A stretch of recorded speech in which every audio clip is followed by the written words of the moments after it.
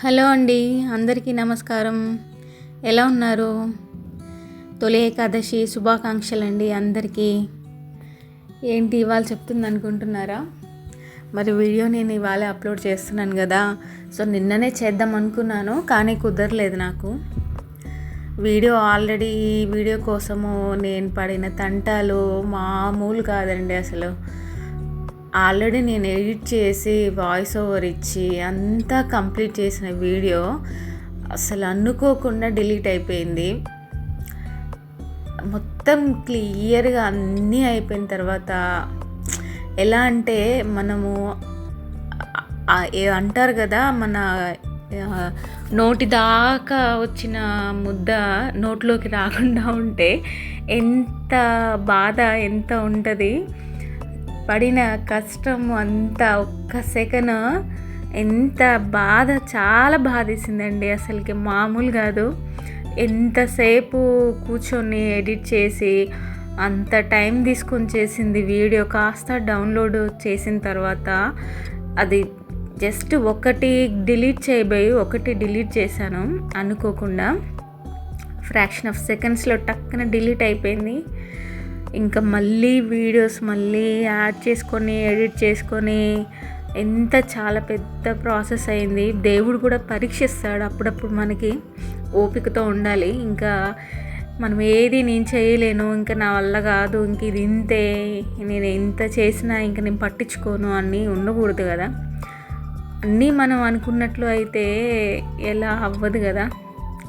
Time అలా ఉంటుంది ఒక్కోసారి. ఇదే అని కాదు, చాలా విషయాలలో మన చేయి దాకా వచ్చి జారిపోతుంటాయి చాలా వరకు. సో అలాంటప్పుడు మనము అంటే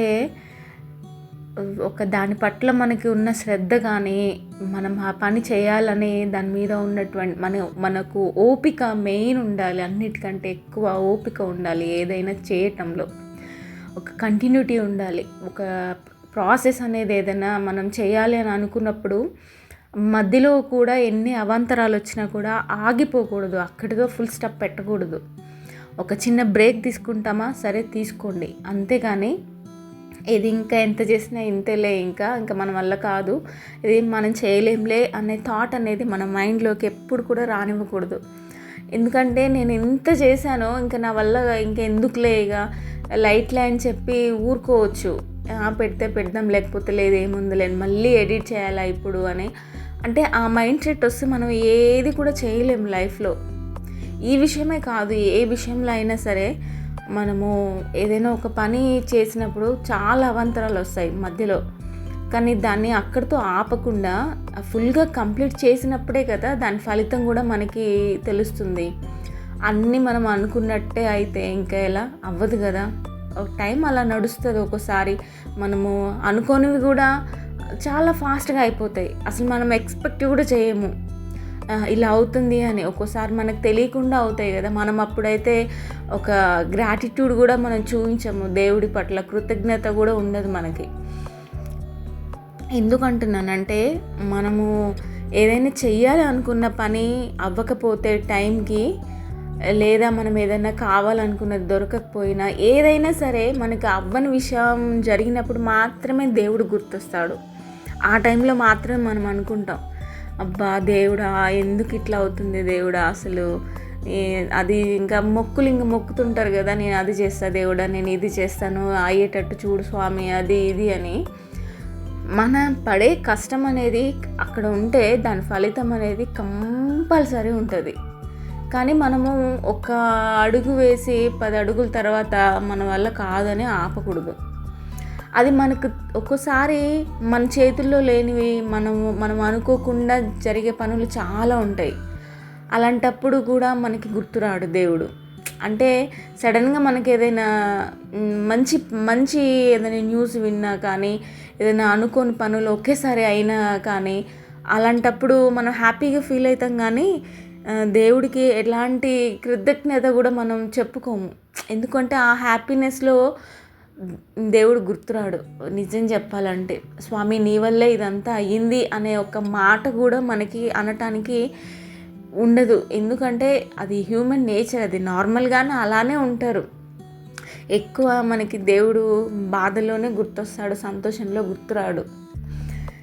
ఎందుకంటే నేను మనిషినే కదా, నాకు అలాగనే అనిపిస్తుంది అప్పుడప్పుడు. కానీ నెక్స్ట్ సెకండే నేను రియలైజ్ అయిపోతా, దేవుడా స్వామి నీ వల్లే కదా ఇదంతా అని. అంతే కదా, ఆయన కృప లేనిది, అసలు ఆయన దయ లేనిది మనకి ఏమవుతాయి? ఏమీ అవ్వవు. ఏదైనా సరే ఆయన అనుగ్రహం ఉంటేనే అవుతాయి. స్వామి తండ్రి, శివయ్య తండ్రి అనుగ్రహం లేకుండా ఏమవుతుంది? ఆయన అనుగ్రహం లేకుండా చీమ కూడా కుట్టదంటారు కదా, ఆయన అనుమతి లేకుండా. మనం జరిగేవన్నీ కూడా ఆయన అనుమతి లేకుండా ఏది అవ్వదు. ఒకవేళ అవ్వట్లేదు అంటే దానికి తగ్గ కారణాలు ఉండొచ్చు, ఏవో ఒకటి. అదన్నీ మనకు తెలియాల్సిన పని లేదు. కొన్ని మనకు తెలుస్తాయి, ఓహో ఈ పని ఎందుకు అవ్వలేదా, దాని రీజన్స్ అనేవి మన కళ్ళ ముందలే తెలుస్తాయి. కానీ ఎంత చేసినా కూడా అవ్వనప్పుడు దానికి సంబంధించిన కారణాలు అనేవి ఇప్పటివి అవి ఉండవు. అవి మేబీ ఫాస్ట్ అంటే పాత ఏదన్నా రిలేటెడ్, మన పాత జన్మదానికి రిలేటెడ్గా ఉన్నటువంటి ఏదైనా సంస్కారాలు అట్లాంటి వాటికి ఉన్నవి కూడా ఇప్పుడు మనకి ఈ జన్మలో యాడ్ అవుతాయి. కాబట్టి మేబీ దానివల్ల ఏమైనా రీజన్స్ ఉండి కొన్ని వాటి వల్ల మనం బాధపడటం కానీ అలా ఉండొచ్చు. ఈవెన్ మనం సంతోషపడటానికి కూడా కారణం అది కూడా అవ్వచ్చు.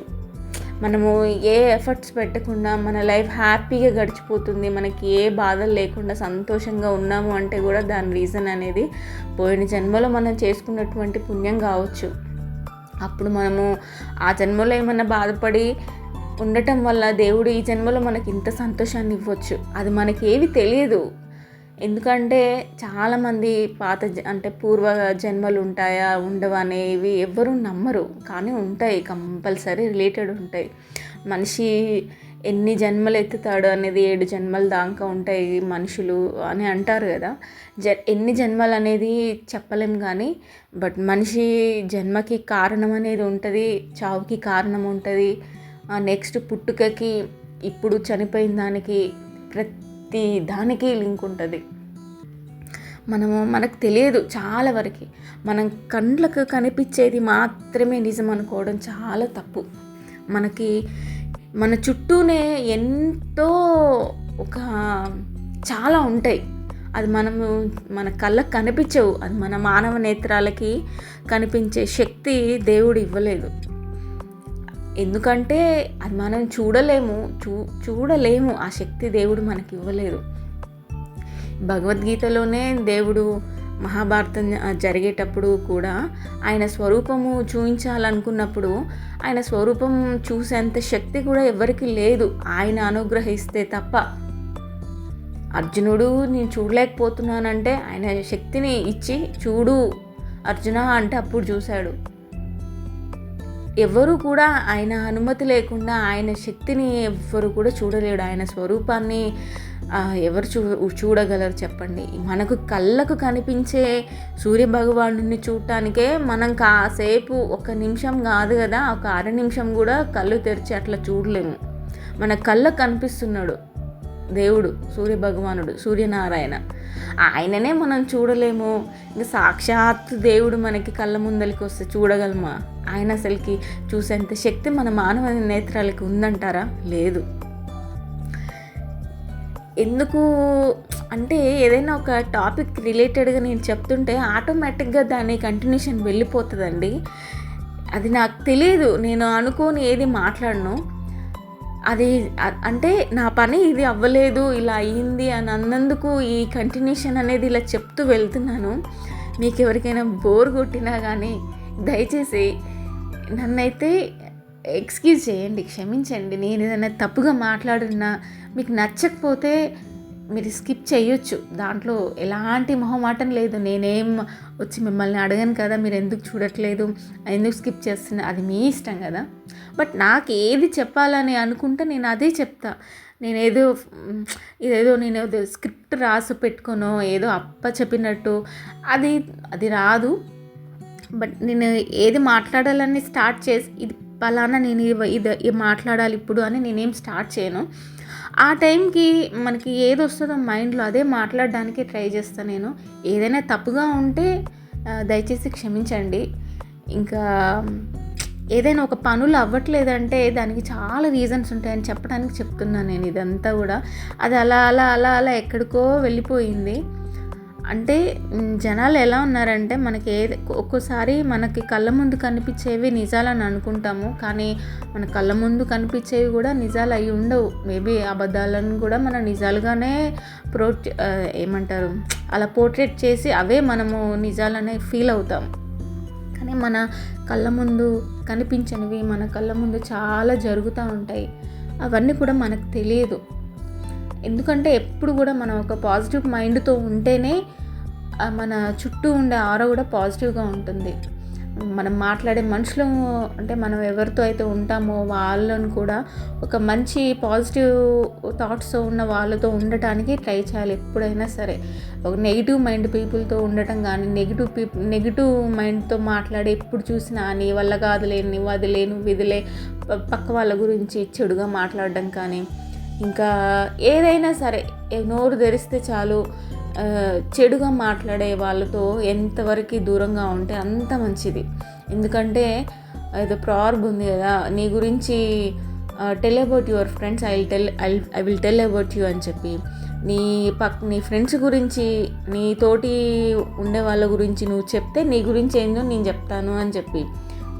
అలాగే మన చుట్టూ ఉండే వాళ్ళని చూసే మనం ఏంటనేది డిసైడ్ అవుతారు జనాలు.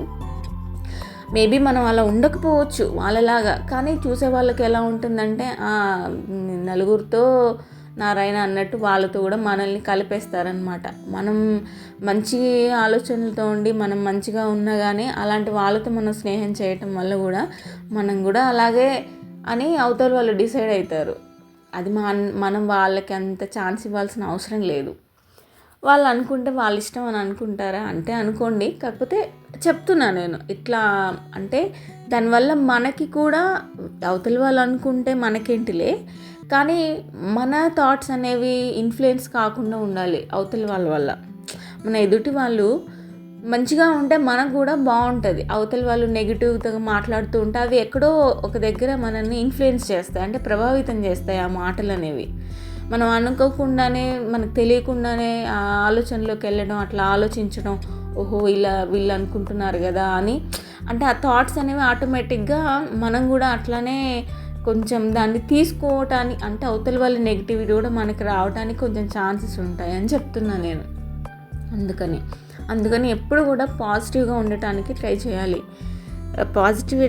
పాజిటివిటీ అనేది మనిషికి చాలా అవసరం. ఏదైనా జరిగినా కూడా కృతజ్ఞత అనేది కూడా ఉండాలి కంపల్సరీ. ఒక మనిషికి ఒక చిన్న హెల్ప్ తీసుకున్నా కానీ కృతజ్ఞత భావం అనేది చాలా ఉండాలి. పలానా వ్యక్తి దగ్గర సహాయం తీసుకున్నప్పుడు చేశారులే, ఏదో సహాయం చేస్తే చేశారు అన్నట్లు కాకుండా వాళ్ళ పట్ల చాలా అంటే చాలా కృతజ్ఞతతో ఉండాలి. అది చిన్న సహాయమే కావచ్చు, అది ఎలాంటి సహాయమైనా సరే, అది ఒక మాట సహాయమే అయినా సరే, ఆకలితో ఉన్నప్పుడు అన్నం పెట్టినా కానీ, అది డబ్బు రూపం అనే కాదు, ఏదైనా మనీ ఇస్తేనే అది సహాయం అని కాదు. సహాయం అంటే చాలా ఉంటాయి. అవసరానికి పలానా అంటే నువ్వు ఒక మాట చెప్తే వింటారన్నప్పుడు మాట చెప్పి సహాయం చేయటం కానీ, లేదా అవతల వాళ్ళు ఒకలాంటి బాధలో ఉన్న వాళ్ళు, అంటే బాధగా ఉన్నప్పుడు పలానా వాళ్ళు మాట్లాడితే కూడా కొంచెం మనకి ఒక భరోసా అనేది వస్తుంది. కొంచెం మనం అందులో నుంచి బయటకు వచ్చేస్తాం, ఆ థాట్స్ నుంచి. అవతల వాళ్ళ మాటల వల్ల, అంటే మన మాటలు అవతల వాళ్ళని మంచి వైపు వెళ్ళటానికి ప్రభావితం చేసేలాగా ఉండాలి. అలా సహాయం, అది కూడా మాట సహాయమే. అలా చేసినా కూడా దానికి కృతజ్ఞత ఉండాలి. అవతల వేరే వాళ్ళ మాటలు విని కూడా మనము కొంచెం ఇన్ఫ్లుయెన్స్ అయ్యి మనం ఒకటి మంచి థాట్స్లోకి వెళ్ళినప్పుడు కూడా పలానా వాళ్ళు ఇలా చెప్పటం వల్లే కదా మనం ఇలా ఆలోచించగలుగుతున్నాము అని. అంటే నేను ఎందుకు చెప్తున్నానంటే, మీరు నా వీడియోస్ చూస్తున్నారు, నాకు చాలా సంతోషంగా ఉంది. మీ అందరికీ కూడా నేను చాలా ఎప్పటికీ కృతజ్ఞతతో ఉంటాను మీ పట్ల నేను. ఎందుకంటే శ్రీరామచంద్రుడు అంతటి వాడే ఆయన రాజ్యంలో ఆయన సహాయం కోసము పడిగాపులు కాసి అంత ఆయన చేసే దానికోసమే అందరూ ఎదురు చూస్తూ ఉంటారు. అలాంటిది ఆయనకి ఎవరైనా ఒక చిన్న సహాయం చేసినా కానీ ఆయన 1కి 10 సార్లు తలుచుకొని మురిసిపోతాడంట. మన చాగంటి కోటేశ్వరరావు గారు చెప్తారు కదా, చిన్న సహాయం చేస్తేనే 1కి 10 సార్లు తలుచుకొని చాలా ఆనందపడతాడంట. నాకు ఈ సహాయం చేశారు పలానా వాళ్ళని. ఆయన చేసిన సహాయాల గురించి ఆయన చెప్పడు అసలుకి. ఆయన ఎంతమందికి ఎన్ని చేసినా అది ఆయనకి సంబంధం లేదు.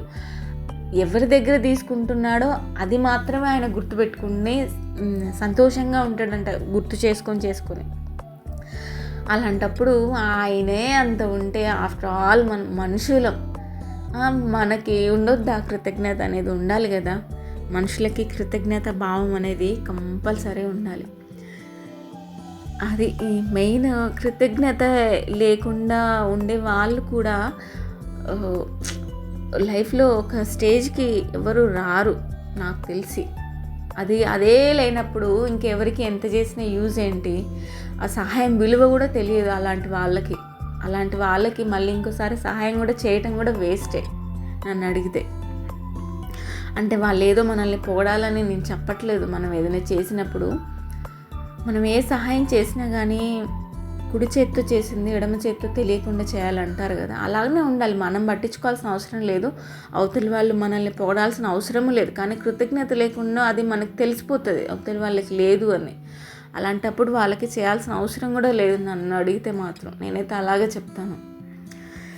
ఈ వీడియో అయితే ఎలా స్టార్ట్ చేశాను, ఎక్కడి నుంచి ఎక్కడికి వెళ్ళిందో నాకే తెలియట్లేదు.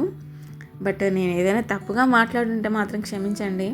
ఈ వీడియో చాలా లెందీగా ఉండటం వల్ల నేను కట్ చేసి మరీ ఫాస్ట్గా పెట్టినా సరే ఇంత ఉంది.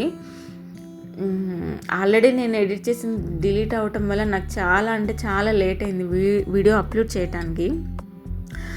సో ఇదైతే సెకండ్ వీడియో అండి, పార్ట్ 2.